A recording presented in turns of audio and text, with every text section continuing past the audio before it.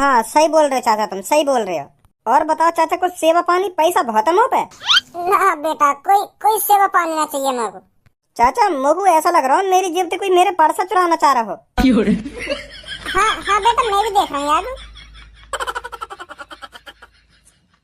आयो कुछ हाथ ना आयो का भाई साहब।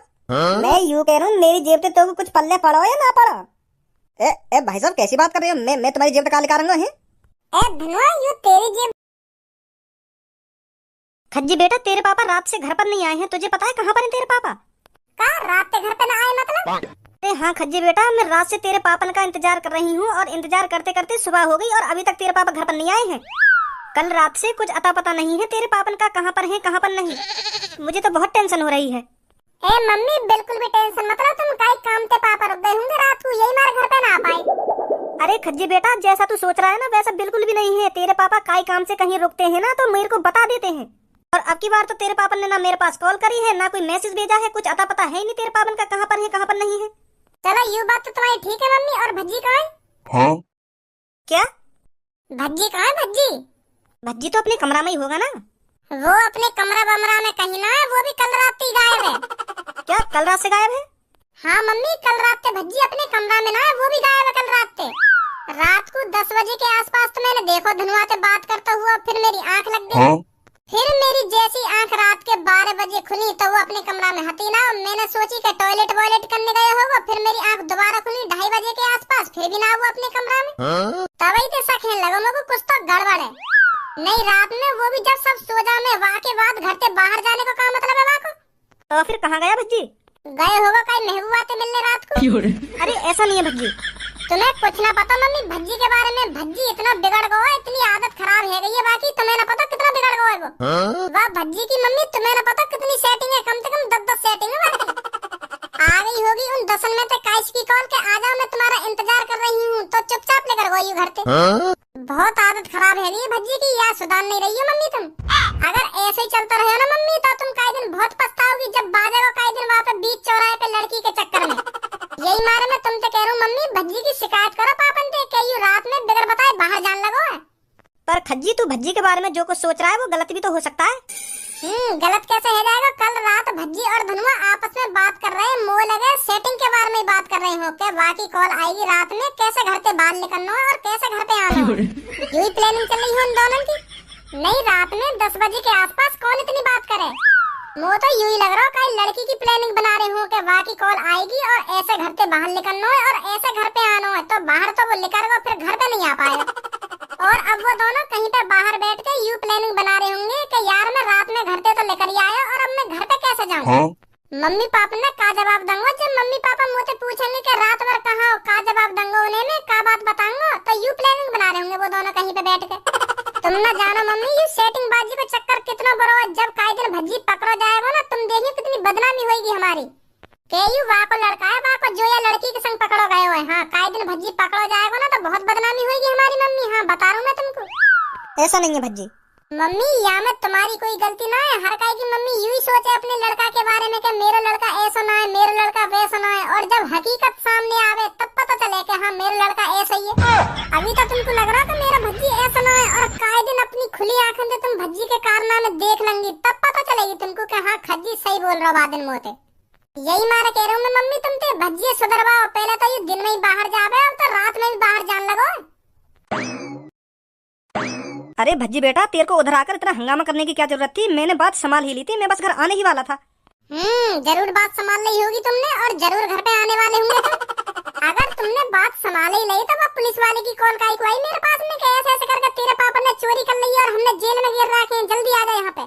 फिर मुंह को बुलाने का क्या मतलब रहे? हाँ? तुम तो वहाँ पे कुछ ना संभाला गया। अगर तुम वहाँ पे कुछ संभाल लेते तो वो पुलिस वाले मुँह पे कॉल न करते कि ऐसे ऐसे तेरे पापा ने चोरी कर ली और हमने ये जेल में गिर रखे हैं, आ जा जल्दी यहाँ पे। सही बात है बिल्कुल। अगर तुमने बात संभाले ली तो तुम्हें तो चुपचाप घर पे आ जाना चाहिए। तो भज्जी के पास काहे को कॉल आई कि यहाँ पे आ जा, तेरे पापा जेल में पड़े। यही बात है तो मैं पापन से कह रहा हूँ।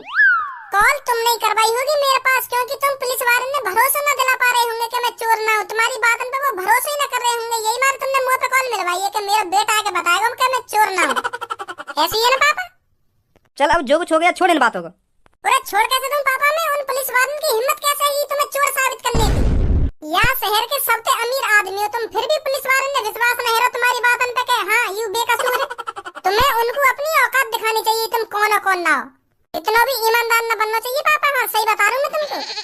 मैं तो यही मारे घर से मूड बना के गया कि मैं बताऊंगा उन पुलिस वालों ने, उनकी हिम्मत कैसे है कि मेरे पापा ने जेल में डालने की। यही मारे तो इन वकीलों ने ले गए मैं अपने संग उनकी औकात दिखाने के लिए।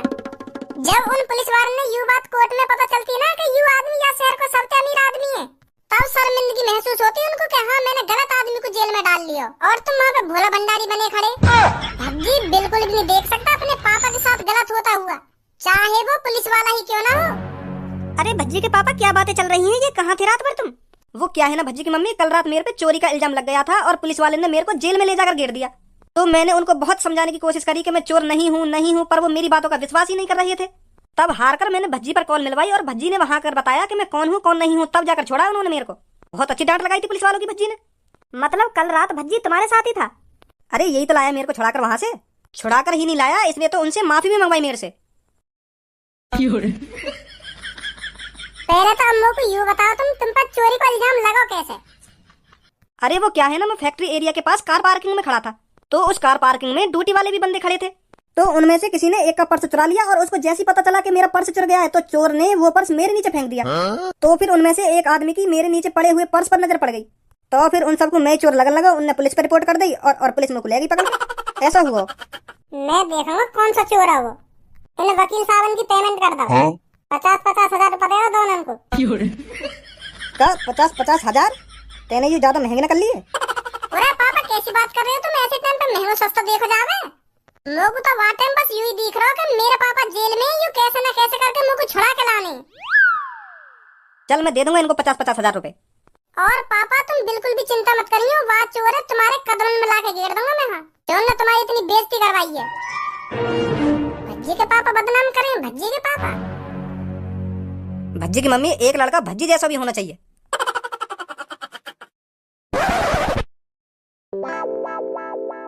ए बॉस, क्या बात सोच के इतने मगन है रहे हो तुम? हमें भी बता दो क्या सोच रहे हो तुम? ए अब तो को क्या बताऊं गंजे में। ए बॉस बता दो, मैं भी खुश रहूंगा फिर बात है सोच कर। ऐसा हुआ कल रात जो फैक्ट्री एरिया ना है वहाँ के पास जो कार पार्किंग है वहाँ पे मैं जेब काटने गया। हाँ? अच्छा फिर? तो फिर मैंने वहाँ पे जाके बड़े प्यार से एक लड़का की जेब काट ली। तो फिर मैं वहाँ पे थोड़ी देर में वह पर्स लेकर चल नहीं पा रहा हूँ, इतने बार को पता चल गई कि मेरा पर्स काई ने चुरा लिया है। जैसे ही वहाँ हल्ला मचाना स्टार्ट करो ना कि मेरा पर्स चुरा लिया काई ने, मेरा पर्स गायब जेब थे, तो मेरे पसीना से छूटने लगे। तो मैं सोच रहा हूँ आज वादेगा मुँह पर ढंग के, आज पकड़ा जाएगा छपरी तू। जॉन का पर्स मैंने चुराया हो ना, फिर वो एक दूसरे से पूछ लगा, और मेरा पर्स तेरे पास तो ना, जल्दी जल्दी चेक कर अपनी जेब में, तेरे पास ही होगा, तेरे पास ही होगा, ऐसे करने लगा वो। मैं घबरा रहा हूँ खड़ा खड़ा, मेरी गांड फट रही कि यार आज बाधेगा तो फिर मैंने छपरी वाला दिमाग लगा के वो पर्स दूसरे आदमी के नीचे फेंक दिया चुप्पी। दूसरे आदमी के नीचे फेंक दिया? अरे हाँ, मेरे पीछे एक आदमी खड़ा हो, वाह को कोई मतलब ही नहीं हो कि यहाँ पे कौन का पर्स चुरा कौन का पर्स ना चुरा, वो तो बस अपनी धुन में मगाना। तो मेरे हाथ में जो पर्स हो ना, मैंने वाह के नीचे फेंक दिया। हाँ? और चुपचाप खड़ा है वहाँ पे। तो फिर थोड़ी देर बाद एक आदमी की नजर वह पर्स पे पड़ गई। वह ने बताया कि भैया वो पर तेरा पर्स वह आदमी के नीचे। तो फिर पर्स तो मैंने चुराया और वह आदमी पे इल्जाम लग गया चोरी का। वो बेचारा करेगा भैया मैंने ना चुराया पर्स, मैं क्या चुराऊंगा पर्स, मैं तो इतना अमीर आदमी हूँ, मेरी तो इतनी फैक्ट्री चल रही है, ऐसे ऐसे करने लगा वो। और वहाँ पे बाकी बातों पे काई ने भी विश्वास न करा, पुलिस बुला ली। और फिर वहाँ पे पुलिस आई और वह बेचारे बेकसूर आदमी ले गई। हाँ, पर्स चुराया मैंने और वह बेचारे आदमी पे खाम खा बाज रहा होगा जेल में। हाँ, यह बात सोच रहा हूँ मैं। ए बॉस, तुमने भी सही टाइम पे सही दिमाग लगा लिया। अगर तुम वह पर्स ना फेंकते तो वह आदमी की जगह तुम होते, आज तुम्हारी गांव पे डंडा बाज रहा हो। तो हाँ सही बोल रहा हो तो बिल्कुल। ओ छपरी, मेरे को लगता है तेरे ज्यादा ही पर निकल आए दिखे, इन परों को कम फड़फड़ा सुनी। तेरी हिम्मत कैसे होगी मेरे अड्डे पर चोरी करने की? मैंने तेरे से इस बारे में शुरुआत में ही बात करी थी कि उत्तर का एरिया तेरा होगा और दक्षिण का एरिया मेरा होगा, और तू दक्षिण में का गांव मरवाने गया था। वहां कैसे हिम्मत होगी तेरी जेब काटने की? कालिया, मेरी बात कान खोल कर सुन ले, अब ना कोई उत्तर रहेगा और ना कोई दक्षिण रहेगा। जौन का मन जहां चोरी करने को करेगा वो वहीं चोरी करेगा। कालिया, सही दिमाग लगाया था तूने शुरुआत में कि उत्तर का एरिया छपरी तेरा है और दक्षिण का एरिया मेरा है। उत्तर में ये गरीब लीचड़ लोग मेरे को दे दिए और दक्षिण के सगरे अमीर लोग अपने पास रख लिए। वाह कालिया वाह, क्या दिमाग लगाया तूने। मैं उत्तर में झोपड़पट्टी वालों की जेब काटूं और तू कोठी वालों की जेब काटेगा दक्षिण में। मजे तो तेरे आ रहे थे उस टाइम जो तू कोठी वालों की जेब काट रहा था, पर अब से ऐसा बिल्कुल भी नहीं होगा। छपरी का मन जहां चोरी करने के लिए करेगा छपरी वहीं चोरी करेगा, और जहां जेब काटने का मन करेगा छपरी वहीं जेब काटेगा। सुनी कालिया, ये तू सही नहीं कर रहा है छपरी। मैं तेरे से आज साफ साफ कह रहा हूँ, मेरे एरिया में दोबारा आज के बाद जेब काटने पहुंच मत जाइए तू, नहीं तो कालिया तेरे को बख्शेगा नहीं। कालिया, पहले एक बार ये देख ले तू किसके अड्डे पर खड़े होकर किसको धमकी दे रहा है। ये तेरा अड्डा नहीं है, ये छपरी का अड्डा है, छपरी का, और तू छपरी के अड्डे पे खड़ा है और छपरी को ही धमकी दे रहा है। जवान संभाल के आवाज निकालियो, नहीं तो तेरी जीभ काट दूंगा इधर ही। अरे छपरी, मैं तो डर गया तेरी ये धमकी सुनकर। अड्डा बेशक ये तेरा हो, पर कालिया इतना भी कमजोर नहीं जो तेरे अड्डे पर आकर तेरी गांड गुलामी करे। कालिया कालिया है सुनी, कालिया तेरे अड्डे पर भी तेरी थूत छेद सकता है। दोबारा बोली का बोलो। मैं बस तेरे को यही बोलने आया हूँ, मेरे एरिया की तरफ चोरी करने पहुंच मत जाना आज की बात। क्या कर लेगा फिर तू मेरा? तेरे हाथ पैर तोड़ के अपने एरिया में लटका दूंगा, जो उसके बाद कोई भी नया चोर मेरे एरिया में चोरी करने न झाके। वाह कालिया वाह, मुझे नहीं पता था तू इतना खतरनाक है रे। अब तो मैं बेस पर जरूर उस एरिया में चोरी करने जाऊंगा और उसी जगह पर जाकर दोबारा जेब काटूंगा। मैं भी देखता हूँ कालिया में ताकत कितनी है कितनी नहीं, कैसे मेरे हाथ पैरों को तोड़कर अपने एरिया में लटकाएगा। मैं तेरे मुंह पे कहता हूँ, मैं तेरे एरिया में जेब काटने आऊंगा और कल मैंने जहाँ जेब काटी थी वहीं पे दोबारा जेब काटूंगा जाकर। मैं भी देखूंगा तू क्या करेगा। कहीं ना आवे तू और कहीं मैं आ जाऊं।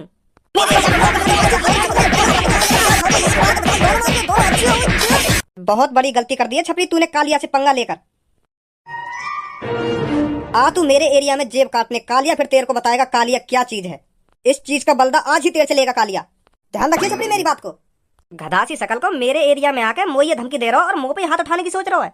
फाड़ देगा छपरी, और मैं आज यही के एरिया में जाऊंगा। ए बॉस, आज तो यहाँ पे ज्यादा भीड़ भी ना है, कैसे जेब काटोगे तुम? अरे सबर रख, भीड़ भी होगी और जेब भी काटेंगे हम। और डॉक्टर साहब बढ़िया हो? अरे हाँ भाई साहब, मैं तो बढ़िया हूँ, आप बताइए आप कैसे हो? अरे अभी तो फिलहाल मैं भी बढ़िया हूँ, अगर खराब होता तो आप किस लिए हो? आप सही दवा पानी ले रहा होता अगर मैं खराब होता तो। ए बॉस, यहाँ की जेब में तो जान सी लग रही है, मुंह लगे यहाँ के पास होगा माल पानी अच्छा। कह तो सही रहो गंजे, तू ठीक ठाक पैसा वाला लग रहा हो। ये तो गंजे यही पे नजर रखनी है, आज सारे की यही की जेब काटनी है। राम राम चाचा। राम राम बेटा, राम राम। ए चाचा, इतनी रात में कैसे चक्कर लगा रहे हो तुम यहाँ पे? हैं तुम्हें तो अपने घर पे आराम से सोना चाहिए, यहाँ यहाँ कैसे डोल रहे हो तुम? बेटा घर पे लेटने से खर्चा पानी ना चले, काम करना पड़े है, काम काम करके ही आ रहा हूँ मैं। ए चाचा, यूँ कोई तुम्हारी काम करने की उम्र है? यूँ तो तुम्हारी घर पे बैठ के आराम से खाने की उम्र है। क्या उम्र में भी तुम काम कर रहे हो? हैं यू सही बात थोड़ी है। अब कहाँ करूँ बेटा, खवाने वाला कोई है ना, कोई खवाने वाला हो तो तभी तो घर में बैठ के आराम से खाता मैं, कोई खवाने वाला है ही ना मगू। अब मैं बेटा घर पे जाऊंगा और फिर खुद ही रोटी बनाऊंगा और खा के आराम से सो जाऊंगा, फिर दोबारा मुझको ड्यूटी आना सुबह। अब तो बेटा यूं जिंदगी रह गई है मेरी, कई दिन ऐसे काम करते ही मर जाऊंगा मैं। कैसा बालक बच्चे ना तुम्हारे? ए बेटा बालक बच्चे तभी तो होते मेरे जब मेरी शादी होती, और शादी जब होती जब मेरे टुनटुना में जान होती। टुनटुना में जान होती मतलब? अरे बेटा तेरी सी उम्र में खूब मुट्ठी मारी मैंने, और फिर जैसे ही मैं शादी लायक हुआ तो बाद में पता चल रही है यार टुनटुना में जान ही ना है, खड़ा ही ना है रही तो। बाद में पछतावा हुआ बेटा मोकू कि तूने बहुत गलत काम करो, हाथ हिला हिला के निकाल ली ना अपनी टुनटुना की जान। तो फिर मैं जैसी शादी लायक हुआ तो मेरे मम्मी पापा मुझे खूब कहने का बेटा शादी कर ले शादी कर ले, पर मैं बता कैसे कर लूं शादी जब मेरा टुनटुना ही खड़ा ना हो बैठा। यही मारे बेटा मैंने शादी नहीं करी अपनी जिंदगी में, और अब पछता रहा हूं बेटा, ना कोई करने वाला घर पे और ना कोई मेरा ख्याल रखे। अब क्या करूं बेटा, मैं तो कर ली अपनी जिंदगी झंड। पर बेटा तू ऐसा मत करियो, तू हाथ बात मत लियो, टाइम से शादी कर लियो और बालक बच्चे कर लियो, जो आगे चल के मेरी सी जिंदगी ना हो तेरी। बहुत बुरा हाल है बेटा मेरा, बहुत बुरा हाल है। अब बेटा मेरी इन बातों में छोड़, तू बता तेरी जिंदगी कैसी चल रही है? ए चाचा, मेरी तो जिंदगी बिल्कुल बढ़िया कट रही है, मैं तो बहुत बढ़िया कंपनी में लग रहा हूँ और मोको वो कंपनी पैसा भी बहुत दे रही है। 30,000 रुपए महीना के मिले मोको वह कंपनी पे। तो मेरी तो जिंदगी बहुत बढ़िया कट रही है और काहे दिन मेरी कई खूबसूरत लड़की से शादी भी हो जाएगी। बेटा 30,000 रुपए तो बहुत बढ़िया मिल रहे हैं तुमको, तेरी तो जेब में खूब पैसा रहते होंगे हैं। ए चाचा, जब मैं 30,000 रुपए महीना कमा रहा हूँ तो मेरा पर्स भरा हुआ ना रहेगा? मेरी जेब में खूब पैसा रहे, मैं हरदम पैसा रखूँ मैं तो अपनी जेब में, बहुत पैसा है मुँह पे बहुत। तू मौज ले रहा हो बेटा अपनी जिंदगी के, और सही कह रहा हो तू, तो काहे दिन बहुत खूबसूरत लड़की मिलेगी। हाँ तो कोई भी अपनी लड़की यही तेरे हाथ में दे देगा। हाँ हाँ चाचा, सही बोल रहे हो तुम, सही बोल रहे हो। और बेटा टाइम से बालक बच्चे कर लियो नहीं, तेरी जिंदगी मेरी तरह झंड आ जाएगी। हाँ सही बोल रहे हो चाचा, तुम सही बोल रहे हो। और बताओ चाचा, कुछ सेवा पानी पैसा बहुत है मुँह पे? ना बेटा कोई सेवा पानी ना चाहिए मेरे को। चाचा मुझको ऐसा लग रहा है मेरी जेब से कोई मेरे पर्स चुराना चाह रहा हो। हाँ बेटा मैं भी देख रहा हूँ यार। आयो कुछ हाथ ना आयो का भाई साहब? मैं यूँ कह रहा हूँ मेरी जेब से तो कुछ पल्ले पड़ो या ना पड़ो? ए भाई साहब कैसी बात कर रहे हो? मैं तुम्हारी जेब से काले का रंगा है? ए धनुआ, यू तेरी जेब पे कुछ ना निकाल रहा, यहाँ पे गलती है ये, यू अपनी जेब ही समझ रहा हो, तेरी जेब है तो यही मारा तेरी जेब में हाथ दे दिया याने। ए भाई सही कह रहा हूँ ना मैं? हाँ हाँ चाचा सही बोल रहे हो, बिल्कुल तुम सही बोल रहे हो। वो मैंने यहाँ की जेब में हाथ गलती से दे दिया, गलती से। मैं अपनी जेब समझ बैठा यहाँ की जेब है। पता ना मेरा भी दिमाग काम ना करे कभी कभी। तेरे दिमाग में मैं सही करूंगा, काय को टेंशन ले रहे हो तू?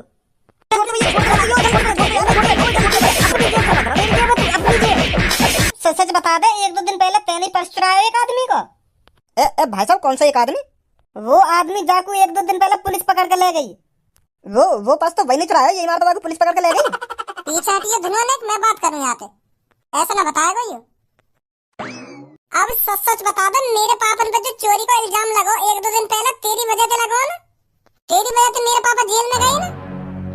चाचा तुम्हारे पापा है वो? हाँ मेरे पापा है। पर ऐसा कैसे हो सके? तुम्हारी उम्र तो 80-85 साल है और तुम्हारे पापन की 40-45 साल की उम्र लगे। अमर है तुम्हारे पापा? अरे मेरे पापा अमर ना है, मैं यहाँ भेष बना के आया हूँ तो पकड़ने के लिए। का? अब बता रहा ना बता रहा, मेरे पापन पे जो चोरी को इल्जाम लगो का तेरी वजह से लगो ना? भाई साहब पर्स तो मैं नहीं चुराया, पर तुम्हारे पापन पे मैंने चोरी का इल्जाम नहीं लगाया। हाँ वो तो आप ही लगो। वो तो यहाँ पे जो आदमी खड़े का उन्हें इल्जाम लगा दिया इन पे। और तो चुप देखता रहो। भाई साहब कौन सा चोरी यूँ कह देखो कि हाँ यू पर्स मैंने चुराया है? तो चुपचाप खड़ो, चुपचाप देखते रहो। तुम्हारे पापा ने जब पुलिस लगी गई माधर चोद, तो पता मेरे पापन की कितनी बदनामी हुई है जेल जाके।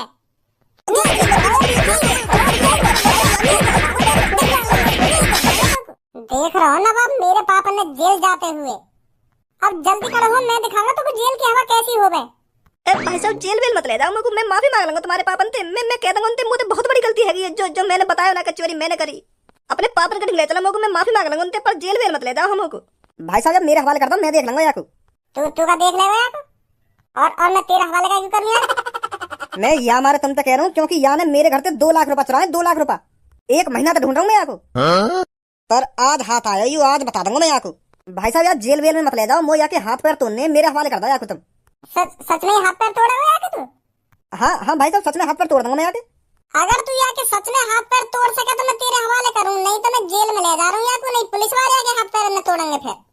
ना जेल बेल में मत ले जाओ भाई साहब याकू मैं 1 महीना तक ढूंढ रहा हूँ। 1 महीना से आज जाके हाथ लगाओ मेरे। तो फिर तोड़ दे आके हाथ पैर ने। पुलिस वाले ने मेरा नाम मत लियो कि मैंने कही हाथ पैर तोड़ने की।